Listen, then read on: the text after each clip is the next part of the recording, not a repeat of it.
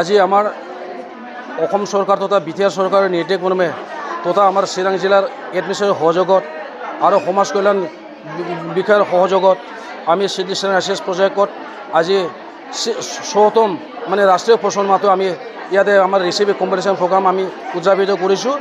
এই প্ৰগ্ৰামত আমাৰ চিটিজেন আইচিএছ প্ৰজেক্টত মুঠ ২৫টা আমাৰ ছেক্টৰ আছে। এই ২৫টা ছেক্টৰৰ গোটেই ছুপাৰভাইজাৰ বাইদেউসকলৰ অন্তৰ্গত যিমানবোৰ অংগনবাদী কৰ্মীসকল আছে, এই কৰ্মীসকলে আমাৰ চৰকাৰে বান্ধি দিয়াৰ নিচিনাকৈ ৬টা আইটেমৰ ওপৰত তেওঁলোকে ৰেচিপি কম্পিটিশ্যনটো হ'বহি। এই ৬টা আইটেম আনি পেলাই আজি আমাৰ ৰেচিপি কম্পিটিশ্যনটো আমাৰ এইটো চলি আছেহি। আৰু ইয়াত আমি এই অঞ্চলৰ আমাৰ এই পোষণ মাহৰ জৰিয়তে এই অঞ্চলৰ ৰাইজৰ বিশেষকৈ মহিলাসকলৰ আমাৰ যথেষ্ট আমি এৱাৰনেছ কৰি পেলাই উন্নতি সাধন কৰিবলৈ সক্ষম হৈছোঁ। আমি আমাৰ ইয়াতে ২৫টা ছেক্টৰ অংশগ্ৰহণ কৰিছে সুন্দৰভাৱে। হয় হয়,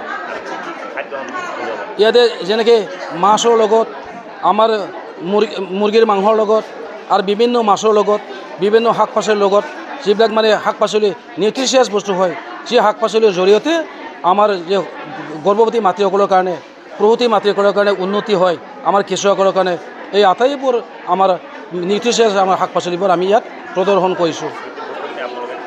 আমি খাই টেষ্ট কৰিছোঁ আৰু আমি যথেষ্ট আমি সোৱাদ পাইছোঁ। আৰু খুব ধুনীয়া ধুনীয়া বনাই আনিছে।